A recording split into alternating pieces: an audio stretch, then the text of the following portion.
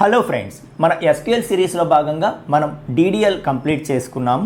ఇక డిఎంఎల్ నేర్చుకోవాలి. Okay, so DML అంటే ఏంటో తెలుసా? Data manipulation language. Okay, so DDL అనేది టేబుల్ క్రియేట్ చేయడము, టేబుల్లో కాలమ్స్ తాలూకా నేమ్ సెట్ చేయడము, డేటా టైప్ సెట్ చేయడం, అలా టేబుల్ లెవెల్లోనే చేస్తుంది. బట్ టేబుల్ లోపల డేటా మనం ఇన్సర్ట్ చేయాలి, డిలీట్ చేయాలి, అప్డేట్ చేయాలి, ఏం చేయాలన్నా కూడా ఆ డేటాని డీల్ చేయలేదు అనమాట. ఓకే, సో డేటాని డీల్ చేయటానికి, డేటాని మ్యానిపులేట్ చేయటానికి వచ్చినదే డిఎంఎల్. ఓకే, అంటే టేబుల్లోకి మనం డేటా అంటే రోస్ని ఇన్సర్ట్ చేయాలన్నా రోస్ అంటాము, రికార్డ్స్ అంటాము, టపుల్స్ అంటాము. ఓకే, సో వాటిని ఇన్సర్ట్ చేయాలన్నా, లేకపోతే ఉన్న డేటాని అప్డేట్ చేయాలన్నా, ఉన్న డేటాని డిలీట్ చేసేయాలన్నా, ఏం చేయాలన్నా కూడా ఎవరు చేస్తారు?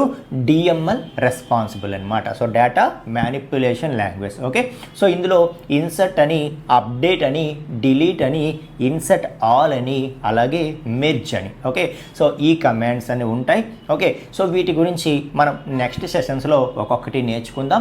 సో సిరీస్ మొత్తం ఫాలో అవ్వండి, మీరు చాలా నేర్చుకుంటారు.